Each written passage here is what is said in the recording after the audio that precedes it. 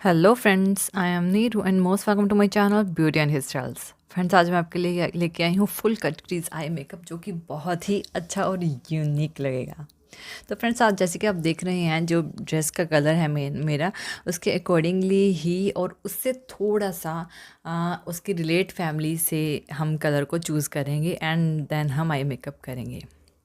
तो यहाँ पे मैंने हल्का सा थोड़ा ब्लू शेड लिया है, लेकिन यहाँ पे मैं क्या करूँगी कि ब्लू शेड से पहले सबसे पहले हम क्रीज़ देंगे। क्रीज़ में मैंने ब्लू और डार्क ब्लू और साथ में ब्लैक को क्रीज़ को डिफ़ाइन करने के लिए ब्लैक का यूज़ किया है। तो मैंने यहाँ पे स्काई ब्लू का यूज़ किया है एंड देन मैं क्रीज़ को डिफ़ाइन करूँगी और उस पर ब्लैक से उसको डिफ़ाइन करके उसे ब्लर करूँगी and then full cut crease करूँगी, जिसमें हमने ग्लिटर का और शिमर का और हाइलाइटर का तीनों चीज़ों का यूज़ किया है।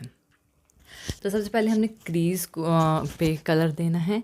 क्रीज पे अच्छे से इसे ब्लेंड कर लें, क्रीज को अच्छे से डिफ़ाइन कर लें और क्रीज पे जैसे जब हम क्रीज कट करेंगे ना, तो ऊपर वाला कलर जो है प्रॉपरली विजिबल होना चाहिए। तो इस तरह से हमने अपने क्रीज पे जो है कलर देने हैं। तो मैंने स्काई ब्लू और डार्क ब्लू का यूज़ करके क्रीज़ को डिफ़ाइन किया है एंड देन ब्लैक का यूज़ करके, जैसे कि आप देख रहे हैं, ब्लैक को मैंने क्रीज़ से और ज़्यादा डिफ़ाइन करने के लिए, इसे और ज़्यादा एनहेंस करने के लिए, डार्क करने के लिए ब्लैक का यूज़ किया है। और इसमें जो कलर और ऊपर से क्रीज़ के ऊपर जो ब्लैक और जो हमने ऊपर का कलर दिया है, उसके बीच में जो लाइन है उसे ब्लर करेंगे राउंड ब्रश से, और ब्लर करने के बाद हम क्रीज़ कट करेंगे।